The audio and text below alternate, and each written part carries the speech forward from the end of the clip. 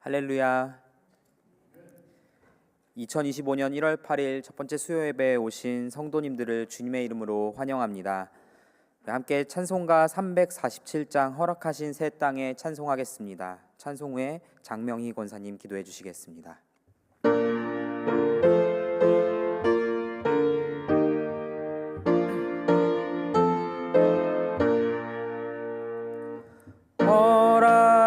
허락하신 새 땅에 들어가려면 마음의 준비 다하여 힘써 일하세. 여호수아 본바다 앞으로 가세. 우리 거할 처소는 주님 품일세. 시험 환난 당해도 낙심 말고서 맘의 걱정 버리고 힘써 일하세. 여호수아 본바다 앞으로 가세. 우리 거할 처소는 주님 품일세. 앞서 가신 예수님 바라보면서 모두 마음을 합하여 힘써 일하세. 여호수아 본바다 앞으로 가세. 우리 거할 처소는 주님 품일세. 일할 곳이 아직도 많이 있으니 담대하게 나가서 힘써 일하세. 여호수아 본바다 앞으로 가세. 우리 거할 처소는 주님 품일세.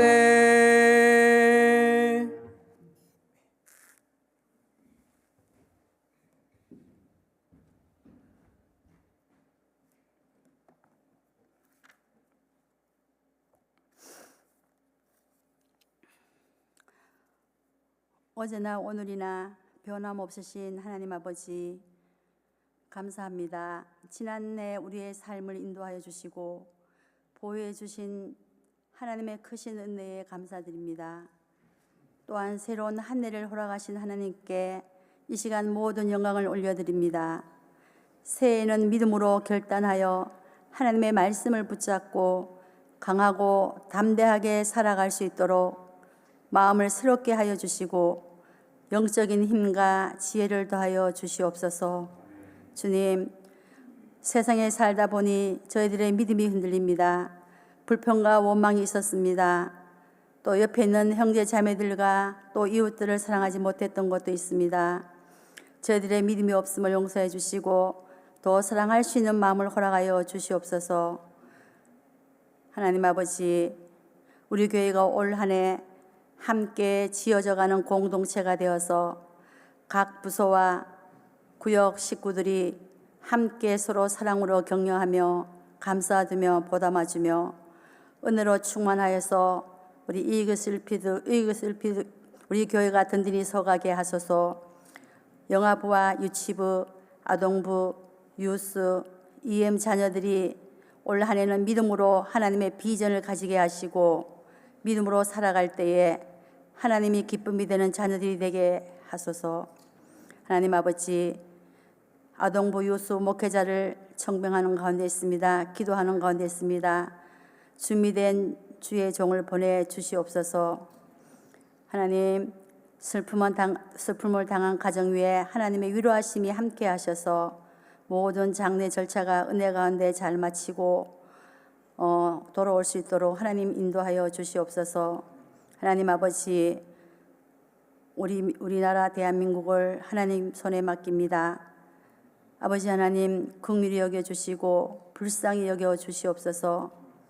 저희 모든 믿는 저희들이 먼저 기도로 주님 앞에 무릎 꿇게 하시고 아버지 눈물로 기도할 때에 모든 것이 안정되는 나라가 되게 하나님 도와주시기를 간절히 기도하고 납니다. 하나님, 우리 성도님들 가운데 많이 연약하고 아파하고 힘들어하는 우리의 성도님들이 있습니다.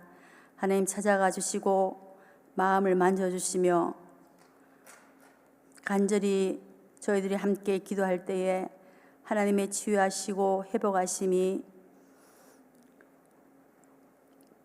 빠른 시일로 강건하게 하여 주시옵소서. 또 우리 성도님 중에는 감기로 인하여서 많이 고생하시는 분들이 많이 있습니다. 아버지 하나님, 빠른 회복을 주셔서 빨리 회복할 수 있도록 하나님 힘을 허락하여 주시옵소서. 하나님 기도합니다. 선교사님 세 가정과 또 우리가 후원하는 선교사님들, 또 세계 곳곳에서 복음을 전하시는 선교사님들 늘 건강을 지켜주시며 또한 건강 중에 계시는 건강을 회복시켜 주시고 또 늘 안전한 곳에서 보호해 주셔서 사역을 통해서 기쁨이 충만한 선교가 되게 늘 함께 동행하여 주시옵소서. 하나님, 이 시간 목회장님 가정에 영육간에 강건케 하시며 모든 자리마다 하나님께서 성령으로 채워 주시옵소서. 하나님, 저희들이 매일 묵상 말씀을 통해서 하나님과의 만남을 가지고 있습니다. 그 가운데 풍성한 삶의 열매가 맺어서 섬기게 하시며 또 믿음으로 순종하면서 우리가 이 한 해를 살아갈 때에 승리하는 우리 모두가 되기를 간절히 기도드립니다. 하나님, 이 시간은 김기현 목사님께서 하나님의 말씀, 진리의 말씀을 전하실 때에 우리가 온전히 그 약속의 땅을 바라보고 주님 바라보면서 한 걸음 한 걸음 살아갈 수 있도록 우리의 삶 가운데 더욱더 온전케 하여 주시기를 기도하고 납니다. 이 시간도 우리를 사랑하시고 우리에게 소망을 주시고 소망을 통하여서 우리가 하나님을 바라보며 살아갈 수 있는 귀한 우리의 삶이 되게 인도하신 하나님께 감사와 영광을 올려드리며 예수님의 이름으로 기도드리옵나이다. 아멘.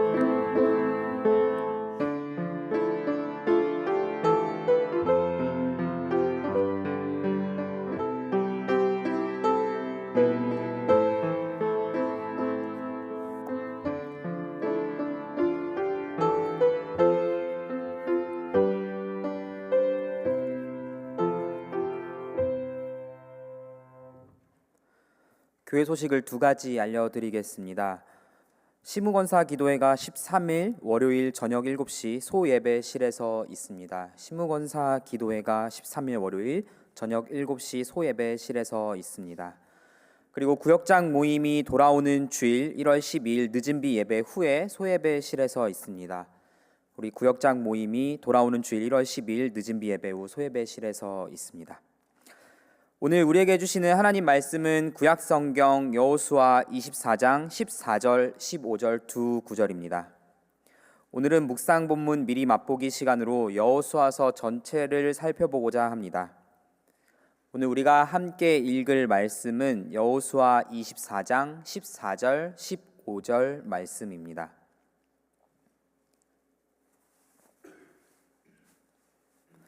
한 목소리로 같이 읽도록 하겠습니다. 그러므로 이제는 여호와를 경외하며 온전함과 진실함으로 그를 섬기라. 너희의 조상들이 강 저쪽과 애굽에서 섬기던 신들을 치워버리고 여호와만 섬기라. 만일 여호와를 섬기는 것이 너희에게 좋지 않게 보이거든 너희 조상들이 강 저쪽에서 섬기던 신들이든지 또는 너희가 거주하는 땅에 있는 아모리 족속의 신들이든지 너희가 섬길 자를 오늘 택하라. 오직 나와 내 집은 여호와를 섬기겠노라 하니. 아멘. 우리가 계속해서 묵상해 오고 있는 여호수아서는 구약 성경에서 6번째로 나오는 성경입니다. 우리가 가진 구약 성경은 거의 시대별로 기록되어 있습니다. 모세오경에서 왕이 등장하는 사무엘서 전까지는 주로 족장 시대 이야기를 다루고, 그 중에서 여호수아서는 모세오경과 왕정 시대를 향해 가는 사사기와 룻기 책을 연결하는 다리 역할을 합니다. 이 브릿지 역할을 하는 여호수아서는 그 첫 시작이 모세의 죽음으로 시작하여 모세오경과 맞닿아 있습니다. 또한 그 마지막은 왕정 시대로 넘어가는 왕이 없었던 그 혼탁한 시대의 사사기의 이야기와 또한 연결이 되어서 이 여호수아서가 모세오경과 그 뒤에 있을 사사기 룻기와의 다리 역할을 한다고 볼 수 있습니다. 모세오경과의 연관성을 생각해 보면 여호수아서는 모세오경에서 약속되었던 하나님의 약속이 성취되는 책이라고 볼 수 있습니다. 또한 뒤편을 보아 뒤에 있는 사사기서와의 연관성을 한번 같이 생각해 보면 여호수아서는 오직 유일한 왕이신 하나님만을 섬기기를 당부하는 것으로 시작하고 또한 마치는 하나님의 말씀으로 볼 수 있습니다. 이 여호수아서 그 여호수아 자체는 지도자였습니다. 모세의 뒤를 이어 가나안 땅을 정복하는 데 혁혁한 공을 세운 지도자입니다. 이 여호수아라는 이름의 뜻은 여호와께서 구원하신다입니다. 민수기 13장에서 사실 원래 이름은 호세아, 한 명의 정탐꾼으로 호세아였습니다. 이 호세아라는 말은 사실은 내가 구원한다라는 의미인데, 여기서 이제 이름이 바뀌어서 여호수아, 우리 하나님 여호와께서 구원하신다는 의미를 가지는 이름으로 바뀌게 됩니다. 이것을 헬라어로 번역하면 우리가 잘 알고 있는 우리 주님 예수님의 그 예수라는 이름이 됩니다. 이름에서 알 수 있듯이 하나님께서는 여호수아를 통해서 자신의 백성을 계속해서 구원해 나가십니다. 그 구원의 이야기가 여호수아의 주된 내용입니다. 여호수아서는 정말 다양한 정복 전쟁 이야기를 묘사하고 있습니다. 우리가 일반적으로 전쟁을 한번 생각해 보면 전쟁은 한 민족이나 한 국가, 이런 자신의 힘을 과시하거나 다른 사람, 다른 민족, 그리고 다른 것들을 탐내고 빼앗고 그 소유권과 이권들을 빼앗기 위해 일어나는 것들을 생각할 수 있습니다. 그러나 하나님께서 이 여호수아서에서 보여주시는 이 허락하신 이스라엘 정복 전쟁은 전혀 다른 목적을 위해서 발생하였습니다. 하나님께서는 그 당시 가나안 땅에 팽배했던 영적인 타락, 도덕적인 타락, 성적인 타락, 종교적인 모든 타락을 방관하지 않으셨습니다. 우리 레위기 18장을 잠시 넘어가 보면 레위기 18장에 가나안 땅에서 어떠한 죄들이 있었는지 샅샅이 기록되어 있습니다. 특별히 레위기 18장에 나오는 죄들은 성적인 것과 관련이 되어 있습니다. 뿐만이 아닙니다. 신명기 12장 후반부에 보면 역시 가나안 땅에서 어떠한 일이 일어났는지를 기록하고 있습니다. 그 중에 조금 심각한 일은 참 비인간적인 일입니다. 자신의 안위를 위해서 자신들의 자녀들을 그대로 자신들이 믿는 신에게 불살라 태웁니다. 한마디로 자기의 자녀들을 제물로 자기들이 믿는 신에게 바치는 일들이 그 당시 가나안 땅에서 이루어졌던 참 비인간적인 행동, 관습이었습니다. 이러한 사람의 죄악을 하나님께서는 내버려 두시지 않으십니다. 하나님은 전쟁의 방법으로 약속의 땅을 거룩한 땅으로 만들어 주십니다. 그렇게 여호수아서에서는 가나안 땅의 토착민들 중에서 타락한 삶을 사는 거류민들을 전쟁을 통해 몰아내거나 회심한 사람들을 하나님 자신의 백성으로 받아 주십니다. 그래서 우리는 여호수아에 나타난 많은 전쟁들을 단순한 정복 전쟁이 아니라 거룩한 전쟁이라고 부를 수 있습니다. 이스라엘 백성들 입장에서 참으로 안타까운 것은 하나님께서 모세오경에서 약속했던 너희에게 땅을 주겠다고 하는 그 약속이 쉽게 이루어지지 않았다는 점입니다. 이스라엘 백성들의 삶을 생각해 보면 400년 동안 이집트에서 노예 생활을 했고, 이제 그 노예 생활을 청산한 다음에 광야에서 또 40년을 광야 생활을 지내게 됩니다. 그들 앞에 놓여 있는 것은 이제 젖과 꿀이 흐르는 땅으로 들어가서 평안한 안식을 누리는 일이었습니다. 그러나 하나님께서는 그 땅을 그저 쉽게 이스라엘 백성들에게 선물로 주시지 않았습니다. 이스라엘 백성들은 수년간에 걸친 다양한 거룩한 전쟁들을 통해 타락한 땅을 깨끗한 땅으로 만들어 정복해야만 했습니다. 우리가 여호수아서에서 등장하는 수많은 전투와 전쟁 그리고 갈등의 이야기들에 집중하다 보면 사실은 우리는 부정적인 생각들을 하게 되고, 그것을 통해서 여호수아서가 오늘날 우리 신앙 공동체에, 오늘날 우리의 삶 속에 어떠한 메시지를 줄 수 있는지를 잠시나마 이해하지 못하도록 만드는 그런 방해를 받을 수 있습니다. 그래서 우리는 여호수아서를 올바로 묵상하고 우리의 삶에 던져주는 메시지를 바로 알기 위해서 오늘 여호수아서의 역사적인 배경과 그 문학적인 구조를 잘 살펴보아야 하고, 이를 통해 신학적인 메시지를 한번 되짚어 보려고 합니다.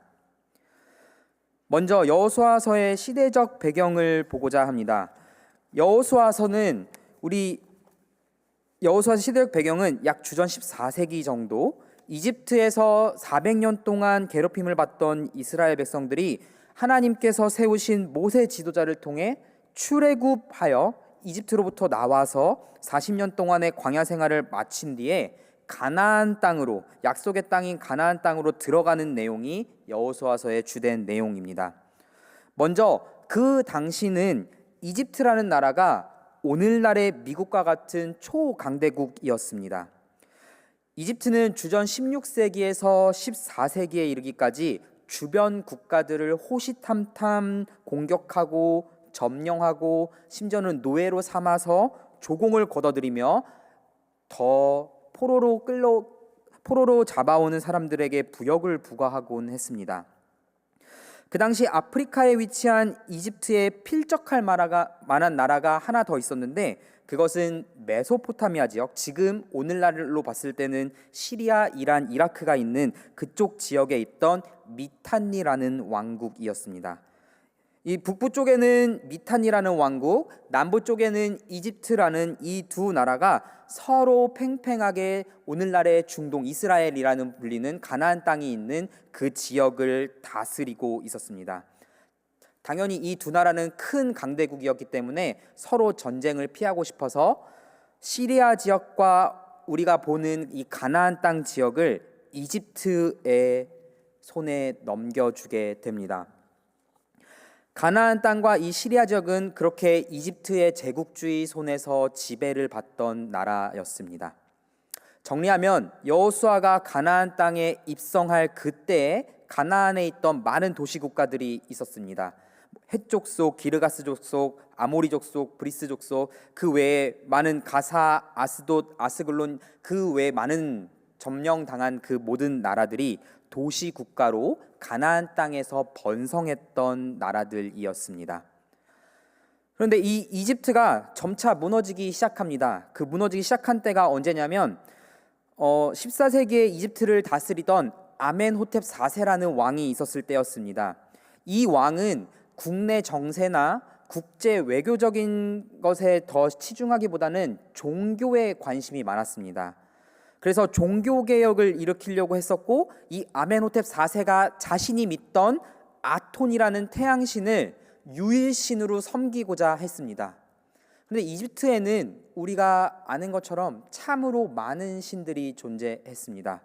10가지 재앙을 일으켜 하나하나 무너뜨릴 정도의 많은 신들이 이집트에 있었고, 이 아멘호텝 4세는 그 중에서 태양신을 가장 높은 신으로 생각했고 유일신으로 삼고자 했습니다. 결국에 종교 지도자들인 사제들과 다툼이 일어납니다. 왜냐하면 종교 지도자들은 아톤신이 아닌 아몬이라는 자기들이 믿는 신을 섬기고 싶었기 때문에 그랬습니다. 결국에 이런 마찰이 어느 지경까지 이르게 되냐면 아멘호텝 4세가 그 주변에 있는 다스리던 도시 국가들을 이제 그 나라들의 영향력을 행사하던 데까지 미치게 됩니다. 원래대로라면은 잘 다스리고 있던 그 도시 국가들에게 이제는 더 이상 그들에게 힘을 쏟기보다는 자기 나라, 그냥 이집트 국내 정세에 힘을 쏟게 되었습니다. 그 결과 가나안에 있던 그 많은 도시 국가들은 자치권을 가지게 됩니다. 가나안 도시 국가의 입장에서는 이제 이집트의 제국주의 손에서 벗어나 우리도 한 나라가 되었습니다 하고 선포를 하게 되는 독립이 선포된 때입니다. 여기서 가나안이라는 단어를 떠올리면 우리는 보통 땅을 먼저 생각하게 됩니다. 가나안 땅. 그런데 이 가나안이라는 단어는 사실 그 가나안 땅에 살던 사람들을 지칭하기도 했습니다. 이 가나안의 뜻이 무엇이냐면 본디 가나안의 뜻은 무역인이라는 뜻입니다. 그 말은 즉슨 가나안 땅에 살던 그 도시국가의 사람들은 무역에 능통하던 사람들입니다. 그런데 무역만 잘하던 나라가 가나안 나라가 아니었습니다. 우리 민수기 13장에서 정탐꾼들이 가나안 땅을 보면서 했던 한 표현이 있습니다. 젖과 꿀이 흐르는 땅입니다. 즉 농경사회가 발달하여 그 가나안 땅에서는 많은 곡식들이 자라났고 그것을 통해서 활발한 무역을 이루었던 땅이 바로 이 가나안 땅입니다. 이렇게 무역이 활발하게 일어나는 곳에는 역사적으로 봤을 때 언제나 다양한 문화들이 존재했고 좋은 선진 문물들이 제일 먼저 왔다 가는 곳이 바로 이런 무역이 잘 이루어지는 도시입니다. 이러한 가나안 도시 국가들은 이집트의 제국주의 아래에서 다양성을 존중받으며 다양한 무역을 통해서 다양한 문화와 사회 모습, 관습들을 가지고 더욱이 종교에서도 자유를 누리게 된 나라들이 이 가나안 도시 국가들이었습니다. 이러한 다양성의 장점은 무엇이냐면 가나안 도시 국가들이 이스라엘의 하나님도 한 하나님으로 유일신으로 받아들일 수 있는 하나의 통로가 될 수 있었다는 것입니다. 그 예가 여호수아 2장에 나오는 기생 라합의 가족, 여리고에 살던 이방 가족들입니다. 그리고 여호수아 9장에 나오는 기브온 족속, 또한 가나안 땅에 살던 토착민, 하나님을 믿지 않던 사람들이었습니다. 이 라합의 가족이나 기브온 족속이 하나님을 믿는 신앙을 가질 수 있었습니다. 다른 한편으로 생각을 해보면 이제 그 가나안 땅으로 들어가는 이스라엘 백성들 입장에서 이스라엘 백성들은 자연스레 다양한 문화와 다양한 종교들을 접할 수 있게 됩니다. 출애굽한 이후로 광야 생활을 하던 이스라엘 백성들은 유일신인 하나님만 섬기고 있었습니다. 신명기의 마지막 부분의 모세의 고별 설교, 여호수아의 첫 번째 부분에 나오는 여호수아의 설교와 여호수아 마지막에 나오는 고별 설교들을 보면 핵심은 유일한 나와 내 집은 오직 유일한 신 우리 하나님만 섬기겠다는 내용입니다. 근데 이런 이스라엘 백성들 40년 동안 광야 생활을 하며 몸이 건조한 삶을 살았던 이스라엘 백성들 앞에 놓여 있던 것은 휘황찬란한 선진 문물들이 가득했던 젖과 꿀이 흐르는 무역이 가득했던 다양한 종교와 철학이 있었던 가나안 땅의 모습들입니다. 그런 다양한 모습들이 우리가 잠시 살펴본 것처럼 때로는 비인간적인 행위들을 만들기도 했습니다. 자신들의 안위를 위해 자신의 자녀를 이방신에게 산채로 바치는 습관이 생겨나기도 했고 그 가운데 옆 남의 이웃의 것을 탐하기도 하고 성적으로 타락한 모습들을 보이기도 했습니다. 하나님께서 보시기에 이스라엘 백성들은 거룩하지 못한 그 문화를 가진 가나안 땅으로 들어가는 그 자체가 마치 어린 양들이 이리들이 뛰어노는 푸른 풀밭에 놓여 있는 것과 같았을 것입니다. 하나님이 이 세속적으로 타락한 가나안 땅에 공의를 보여주실 뿐만 아니라 그러한 타락한 문화에 젖어들지 않도록 택하신 방법이 여호수아에게 여호수아 2장에서 명령했던 바로 그 땅을 정복하라는, 그 땅을 정복하여 거룩한 하나님의 땅으로 만들라는 것이었습니다. 이것이 여호수아의 시대적 배경입니다. 이 시대적 배경을 우리가 안 채로 한번 여호수아를 살펴보려고 합니다. 여호수아 1장에서 여호수아서의 도입 부분에서 모세가 죽고 여호수아가 새로운 지도자로 임명됩니다. 여호수아는 모세의 지도력을 이어받아 하나님의 말씀에 순종하라, 오직 하나님만을 섬기라는 그 순종의 리더십을 발휘합니다. 여호수아는 하나님의 말씀대로 가나안 땅을 정복할 것을 이스라엘 백성들에게 선포하고 여리고성을 정탐합니다. 이때 놀라운 것은 여리고성을 정탐하러 간 정탐꾼들에 의해 기생 라합과 라합의 가족들이 하나님을 자신들의 신으로 받아들이는 그 모습을 목도하게 됩니다. 그렇게 여호수아는 온 이스라엘 백성들을 이끌고 모세가 홍해를 건넌 것처럼 요단강을 건너게 됩니다. 똑같이 요단강을 건널 때에 제사장들이 언약궤를 메고 이스라엘 백성들 앞에서 먼저 행진을 시작합니다. 그래서 요단강이 갈라지는 기적을 통해서 이스라엘 백성들은 요단강을 건너고 우리는 여호수아 5장을 맞이하게 됩니다. 여호수아 5장은 요단강을 건넌 직후의 모습들이 묘사가 됩니다. 이스라엘 백성들은 요단강을 건너자마자 자신들의 신앙을 되돌아봅니다. 그 이유 중에 하나는 약속의 땅으로 이제 발을 디딘 이스라엘 백성들이 과연 그 약속의 땅에서 어떻게 살아가야 될지를 고민했기 때문에 그렇습니다. 그래서 이스라엘 백성들은 그동안 광야 생활 동안 자신들이 행하지 못했던 할례 의식을 여호수아 5장에서 행하게 되고, 그리고 거기서 가나안 땅에서 처음으로 유월절을 지키게 됩니다. 그러면서 가나안 땅에서 이제 나는 하나님의 백성입니다를 처음으로 선포하게 됩니다. 그래서 특별히 재밌는 한 장면이 등장하는데, 여호수아가 여호와의 군대 대장을 만나는 장면입니다. 여호수아는 여호와의 군대 대장을 만나자마자 질문 한 가지를 합니다. 당신은 우리의 편입니까? 아니면 우리의 원수의 편입니까? 라고 물어봅니다. 이 질문의 전제는 여호수아가 이제 앞으로 치를 전쟁들은 하나님의 백성들과 하나님을 믿지 않는 사람들과의 전쟁이라고 여호수아가 생각했기 때문에 이 질문을 물어봤던 것이었습니다. 그런데 여기서 동문서답과 같은 정말 놀라운 대답을 여호와의 군대 대장이 합니다. 그 대답은 무엇이냐면 나는 이쪽 편도 저쪽 편도 아니다 라고 말합니다. 나는 그 어느 편도 아니라 라고 말하는 이 대답입니다. 여호수아의 그 전제를 깨트리는 대답이었습니다.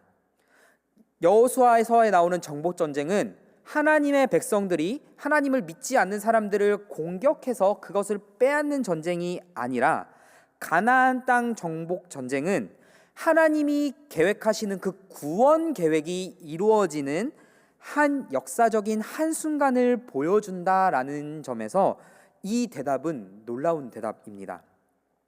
하나님은 자신의 백성들이 약속의 땅으로 들어가서 어떻게 구원을 보고 느끼고 경험할 수 있는지를 그 정복 전쟁이라는 역사적인 사건을 통해서 보기를 바랬습니다.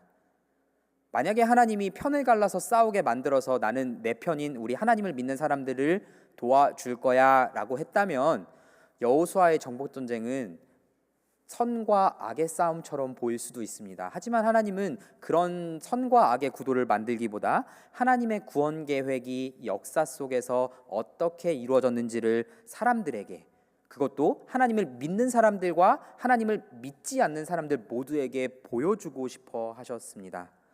이것을 보고 듣고 경험하고 믿은 사람들, 결국에는 하나님을 믿지 않았었지만 이 여호수아의 정복 전쟁을 소식을 듣고 믿게 된 사람들이 있는가 하면 직접 그 정복 전쟁을 경험했던 이스라엘 백성들은 하나님의 놀라운 구원 계획을 다시 한번 경험하게 되는 일들이 바로 이 여호수아서의 내용들입니다.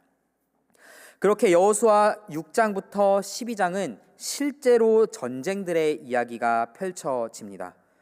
이 전쟁들의 이야기는 크게 두 부분으로 나눌 수 있습니다.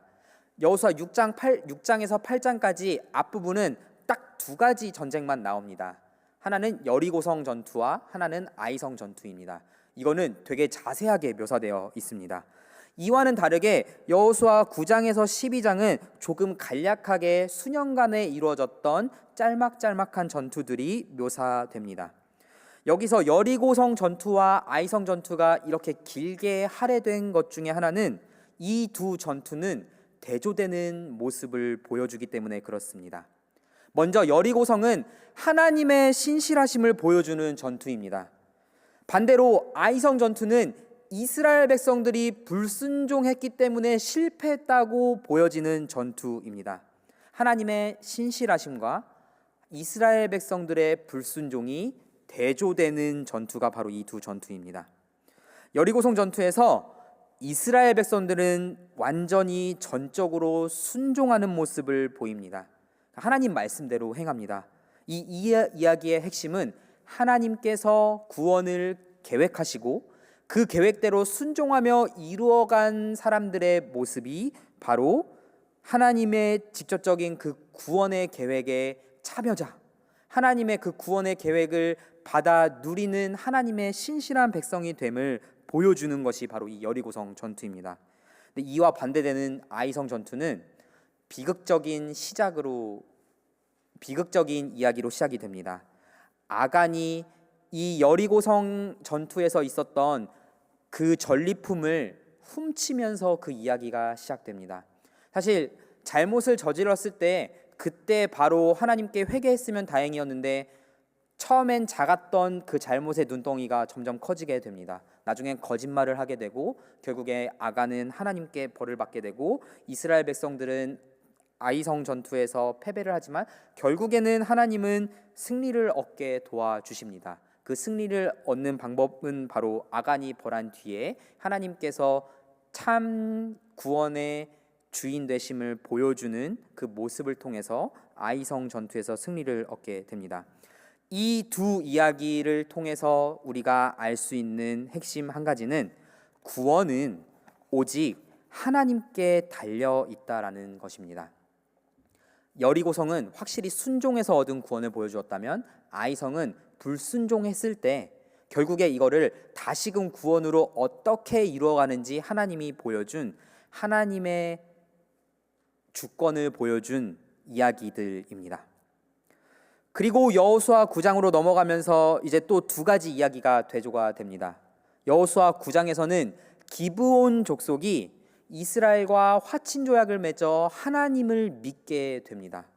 이와는 반대로 가나안 왕들이 서로 동맹을 맺어 이스라엘 백성들과 싸우는 이야기가 또한 등장합니다.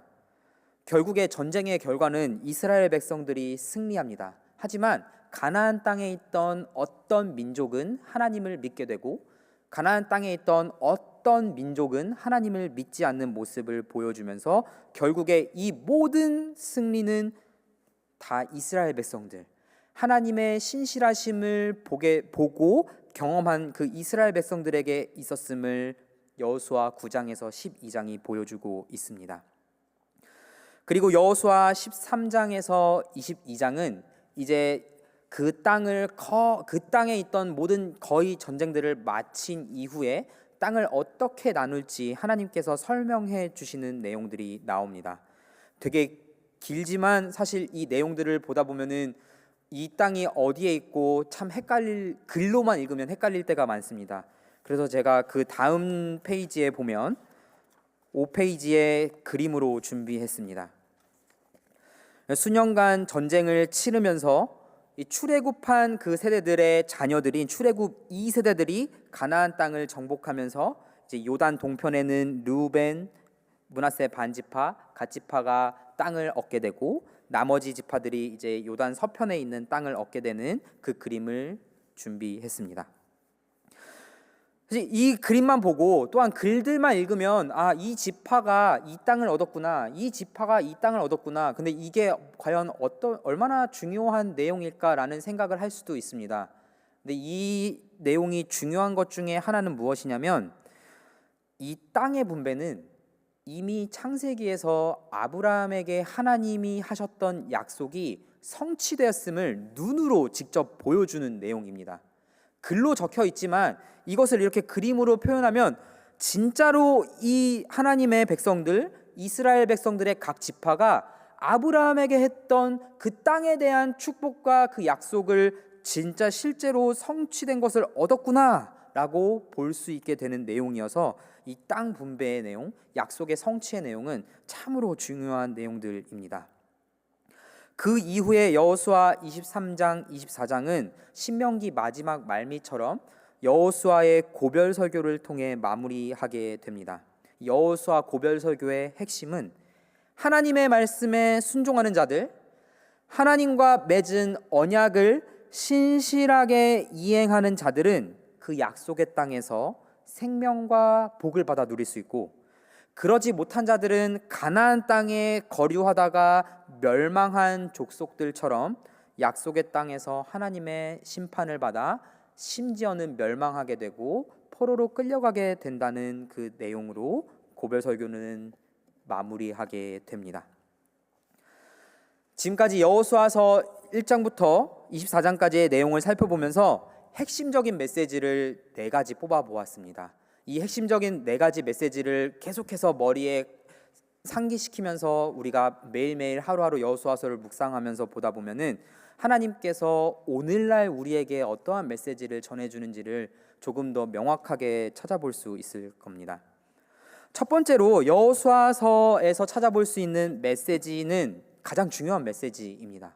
바로 약속의 성취입니다. 여호수아서 1장 6절, 5장 6절, 그리고 여호수아서 말미에 있는 21장 44절에 있는 그 구절들을 보면 여호수아서의 핵심 메시지가 땅에 대한 약속과 그 땅을 성취하리라 라는 그 약속이 성취되었음을 선포하고 있다는 것을 알 수 있습니다. 근데 비단 이 땅을 취할 거다라는 이 내용은 여호수아서에만 있는 내용이 아닙니다. 모세오경에 이미 약속으로 등장했습니다. 민수기 33장 53절, 신명기 11장 31절에서 찾아볼 수 있는 내용이 바로 이스라엘 백성들의 조상들에게 하나님이 땅을 줄 것이다 라고 이미 약속을 하셨습니다.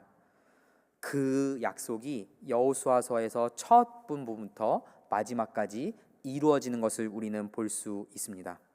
이 약속의 성취는 비단 진짜로 땅을 정복했다라는 데만 있는 것은 아닙니다. 이 약속의 성취는 구원 또한 성취되었음을 볼 수 있는데, 이스라엘 백성들이 출애굽 사건을 통해서 구원의 경험을 하기 시작했습니다. 하나님은 그런데 이 구원의 경험이 단지 이집트의 그 괴롭힘으로부터 벗어난 것에서만 끝나는 것이 아니라 약속의 땅으로 들어가서 그곳에서 젖과 꿀이 흐르는 땅에서 평안한 안식을 누릴 수 있는 것까지 하나님의 구원 계획이 있었습니다. 그래서 출애굽의 완성은 약속의 땅에 들어가서 평화로운 삶을 누리는 데까지 있습니다. 여기서 살펴볼 수 있는 것은 우리의 구원은 단지 죄와 사망에서 건짐을 받는 것에서 끝나지 않습니다. 그 이후 슬픔과 고통이 없는 영원한 안식을 누릴 수 있는 곳에 들어가기까지, 그 영원한 생명을 가지고 영원한 복을 누릴 수 있을 때까지 가는 한 걸음 한 걸음 그 자체가 구원의 완성입니다. 그러한 의미에서 여호수아서는 하나님이 보여주신 그 구원의 계획을 보여주는, 그 약속을 보여주는 성취가 이루어진 책입니다. 두 번째로 여호수아서에서 찾아볼 수 있는 메시지는 율법과 새로운 언약이라고 불리는 하나님의 백성이 과연 어떻게 살아가야 할지에 대한 내용들입니다. 간단히 말해 하나님의 백성으로서의 삶입니다. 율법은 하나님의 백성이 어떻게 살아가야 하는지에 대한 지침서이고, 이 새로운 언약은 하나님과 나 이렇게 살겠습니다 하고 맺는 약속입니다. 그렇게 여호수아는 이스라엘 백성들에게 계속해서 격려합니다. 첫 번째로 격려하는 장면은 여호수아 8장에 나옵니다. 여호수아 8장에서 에발산에서 그 아이성 전투가 끝난 이후에 에발산에서 가나안 성에 입성하여 막 전투를 치르는 이스라엘 백성들에게 하나님이 언약을 맺습니다. 너희는 이렇게 살아라. 직접 출애굽을 경험하지 못했지만 이 세대들은 그 부모님이 경험했던 출애굽을 듣고 그리고 전해 배우고 간접적으로 보고 경험할 수 있었는데, 이제 여리고성 전투와 아이성 전투를 치르면서 직접 그 경험을 하게 됩니다. 그렇게 이들은 가나안 땅에 입성하여 새롭게 하나님과 언약을 맺으며 하나님의 백성으로서의 어떻게 살아가야 될지를 고민하기 시작하는 그 시작점이 바로 여호수아 8장입니다. 사실 여호수아 5장에서 할례 의식을 하면서 한 번 고민을 했고, 여리고성과 아이성 전투를 치르면서 진짜 이렇게 살아가야겠구나라고 여호수아를 통해서 이스라엘 백성들은 다시 한번 되새기게 됩니다. 그리고 언약을 또한 언제 맺게 되냐면 정복 전쟁을 다 치르고 땅을 다 분배한 이후 여호수아 24장에서 다시 한번 언약을 맺습니다. 이 언약은 누구를 위한 것이냐면 정복 전쟁을 치른 그 출애굽 2세대의 자녀들을 위한 언약입니다. 그 자녀들은 부모님들이 전쟁을 치르는 그 장면들을 보면서 자신들은 이제 전쟁이 끝난 이후에 가나안 땅에서 어떻게 살아가야 될지를 다 고민하게 됩니다. 그리고 실제적으로 가나안 땅에서 이제 살아가기 시작하는 그 삶의 시작점에서 다시금 고민합니다. 그때 여호수아는 모세와 같은 핵심적인 메시지를 하나 던집니다. 바로 우리가 오늘 성경 말씀으로 읽은 내용입니다. 유일한 왕이신 하나님 한 분만을 모시며 하나님의 백성으로 살아가겠습니다. 나와 내 집은 오직 여호와만을 섬기겠다고 하는 내용입니다. 그리고 세 번째로 여호수아서에서 찾아볼 수 있는 메시지는 하나님의 공의입니다. 다른 누군가가 보기에 여호수아서는 전쟁을 합리화하는 것처럼 볼 수도 있습니다. 하지만 여호수아서는 전쟁을 합리화하려고 쓰여진 하나님의 말씀이 아닙니다. 오히려 하나님께서 타락한 그 땅을 어떻게 섭리하는지, 어떻게 다스리는지, 어떻게 깨끗하게 만드는지를 보여주려고 하나님께서 우리에게 주시는 말씀입니다. 창세기에서는 홍수로 하나님이 심판하셔서 세상을 깨끗하게 하셨습니다. 출애굽기에서는 10가지 재앙으로 이방의 그 모든 신들을 다 무너뜨리고 하나님의 백성들을 구원하셨습니다. 여호수아서에서는 전쟁을 통하여 그 타락한 땅을 깨끗하게 만드십니다. 도덕적으로 영적으로 타락한 가나안 족속의 삶을 하나님은 가만히 두고 보실 수 없었습니다. 하나님의 공의는 타락한 이 땅이 스스로 깨끗하게 정화되도록 내버려 두는 것이 아닙니다. 하나님의 공의는 사람의 죄악이 팽배하고 관영했던 그 땅에 그의 합당한 심판의 벌을 내리시고 정의가 바로 서게 하는 것이 하나님의 공의의 목적이었습니다. 그렇게 하나님은 이 세상의 자녀들이 이방 신에게 산채로 제물로 바쳐지고 온갖 악행이 난무하여 남의 것을 빼앗던 그 땅에 선한 영향력을 보이셨고, 하나님께서 비록 죄를 짓고 살아가는 가나안 족속일지라도 하나님 앞에 회개하기만 하면 돌아올 수 있는 기회까지 주시는 그런 신실한 하나님의 공의의 모습을 보여주셨습니다.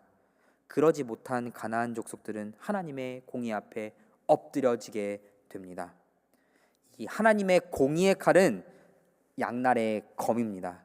한 면은 심판의 날이지만 다른 한 면은 구원의 칼로 하나님께 돌아오는 모든 사람들에게, 그리고 하나님의 백성들에게는 하나님이 주시는 그 놀라운 구원의 약속을 직접 경험할 수 있는 하나님의 공의의 칼이 이 여호수아서의 처음부터 끝에 이르기까지 휘둘러지는 모습을 우리는 볼 수 있습니다. 그렇게 정복 전쟁이 이루어지고 땅이 분배되는 것, 그 속에서 하나님의 공의가 바로 서 나아가는 것을 우리는 여호수아서를 통해 볼 수 있습니다. 마지막으로 하나님은 여호수아서를 통해서 자신의 구원을 보여주셨습니다. 특별히 이 구원을 보여주신 것은 하나님의 백성들, 하나님을 믿는 사람들에게만 보여주신 것이 아닙니다. 물론 첫 번째로는 하나님의 백성들에게 먼저 그 구원이 향해 있음을 볼 수 있습니다. 출애굽의 구원의 그 약속이 완성되는 것이 이 가나안 땅을 거룩한 전쟁으로 정복하는 것이었기 때문에 하나님의 백성들은 직접 하나님의 그 구원을 경험할 수가 있었습니다. 또한 그 땅에서 젖과 꿀이 흐르는 그 땅에서 풍요로운 삶을 살면서 하나님이 섭리하시고 나를 지켜주신다, 우리 가족을 지켜주신다는 것을 누리게 되면서 이 구원이 단지 그냥 어려움, 지금 나 앞에 놓인 고난에서의 해방뿐만이 아니라 영원한 안식과 그 행복한 삶을 누릴 수 있는 구원이란 것을, 하나님이 약속하신 그 복을 누릴 수 있다는 것을 보여주는 것이 바로 하나님의 백성들에게 보여지는 구원이었습니다. 그런데 다른 한편으로 하나님이 보여주신, 여호수아에서 보여주신 그 구원은 믿지 않는 사람들을 향하기도 했습니다. 기생 라합의 가족이 그랬고 기브온 족속들이 그랬습니다. 이들은 모두 하나님을 알지 못했던 사람들이었습니다. 그런데 정탐꾼을 자신의 집으로 들이면서, 심지어는 이것이 발각되면 자신들이 위험에 처할 것을 알면서도 거짓말을 하면서까지도 구해주었던, 정탐꾼들을 구해주었던 그 기생 라합과 그 가족들은 하나님을 믿고 따르고 섬기게 되었고, 하나님을 결국엔 믿어서 여리고 성이 무너질 때 유일하게 살아남는 가족들이 될 수 있었습니다. 기브온 족속도 마찬가지입니다. 가나안 정복 전쟁에서 많은 족속들, 많은 도시국가들이 무너져 갈 때에 유일하게 살아남은 족속들 중에 하나였습니다. 하나님은 회심하고 돌이킨 이 사람들을 진정 하나님의 신실한 백성으로 삼아 주셨습니다. 하나님이 허락하신 정복 전쟁은 단지 모든 사람을 벌하셔서 멸하시기 위한, 그 악한 땅을 완전히 깨끗하게 만들기 위한 정복 전쟁이 아니었음을 보여줍니다. 하나님은 구원의 주인으로 자비와 은혜를 베풀어 주시는 우리의 유일한 하나님이십니다.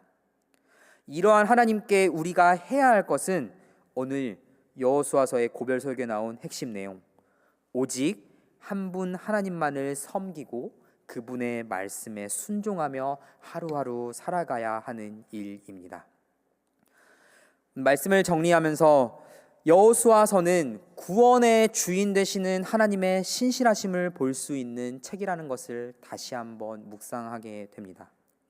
정말 무서운 방법이지만 전쟁의 방법을 하나님께서는 역사 속에서 사용하셨고, 이 심판을 통해서 하나님의 공의가 타락한 땅 가운데 바로 서기를 원하셨습니다. 약속의 땅으로 들어가는 그 이스라엘 백성들은 그 약속의 땅에서 하나님의 공의를 볼 수 있었고, 하나님의 공의 앞에 엎드러지는 사람들과 화평을 이룰 수 있었습니다. 21세기를 살아가는 우리에게 중요한 것은 이 하나님의 공의가 우리의 삶을 통해, 우리의 삶에서 드러날 수 있도록 먼저 우리가 하나님 한 분을 온전히 모시고 살아가는 것입니다. 우리의 삶으로 하나님의 공의가 우리가 가는 곳마다 드러날 때에 기생 라합처럼, 기브온 족속처럼 하나님의 신실하심을 보고 회심하는 많은 영혼들이 우리와 함께 하나님 나라를 고대하게 될 것입니다.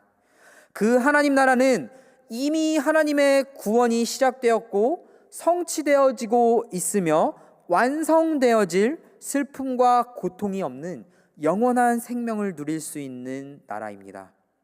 우리 모두 우리의 각 삶 속에서 매일매일 여호수아 본문을 묵상하면서 그 메시지를 삶으로 살아내는 우리 모든 이글스필드 교회 성도님들 되기를 주님의 이름으로 축복합니다. 기도하겠습니다. 세상 만물의 주관자 되시는 하나님, 역사 속에서 그 백성을 사랑하신 하나님의 놀라운 사랑을 우리가 보고 듣고 경험하며 배웁니다. 단지 이 말씀 속에서 역사적 교훈을 얻어내는 것에 그치는 것이 아니라 우리가 묵상하면서 그 이면에서 역사하시는 놀라운 하나님을 보게 하여 주시옵소서. 계시로서 온전히 주님을 더 깨달아 알며 주님과 더욱 깊이 교제할 수 있는 우리가 되게 하여 주시옵소서. 이 모든 말씀 우리 주 예수님의 이름으로 기도합니다. 아멘. 다 함께 자리에서 일어나서 찬송가 516장 찬송하겠습니다.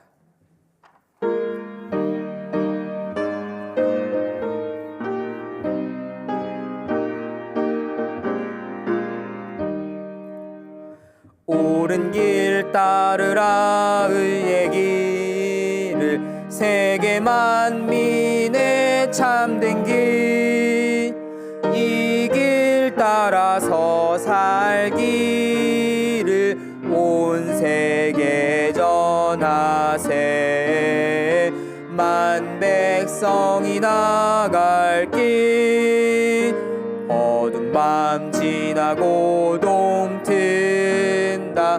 환한 빛 보아라 저 빛, 주 예수의 나라 이 땅에 곧 오겠네 오겠네.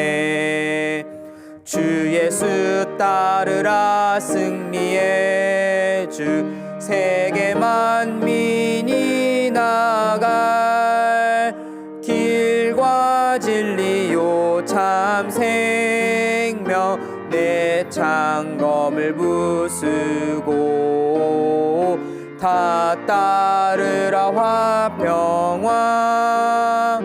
어두운 밤 지나고 동튼다. 환한 빛 보아라 저 빛, 주 예수의 나라 이 땅에 곧 오겠네 오겠네. 놀라운 이 소식 알리어라.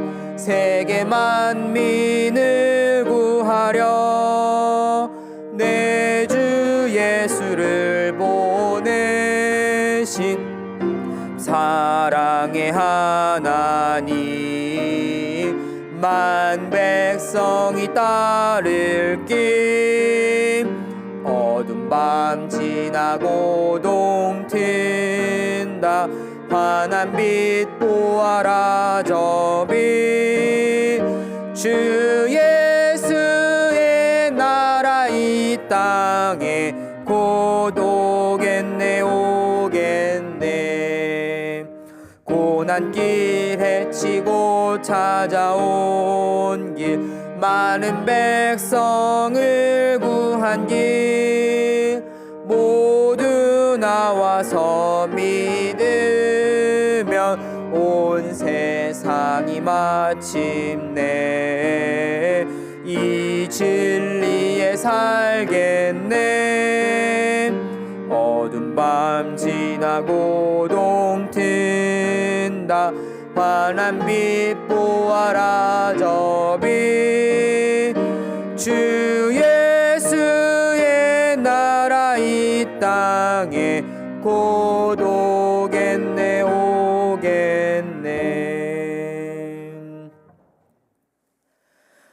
죄와 죽음에서 우리를 구원하시는 우리의 선하신 주 예수님의 은혜와 이 세상에서 신실하게 언약을 이행하시고 모든 만물을 다스리시는 하나님의 무한하신 사랑과 성령 하나님의 감화 감동 위로하심이, 하나님의 약속의 말씀을 굳건히 믿고 옳은 길을 따르리라 다짐하는 모든 이글스필드 교회 성도들과 이 시간 온라인으로 오프라인으로 함께 예배드리는 모든 주님의 백성들과 그 가정과 일터와 삶, 그리고 복음이 전해지는 모든 사역의 현장 위에 이제로부터 영원까지 함께 하시기를 간절히 축원하옵나이다.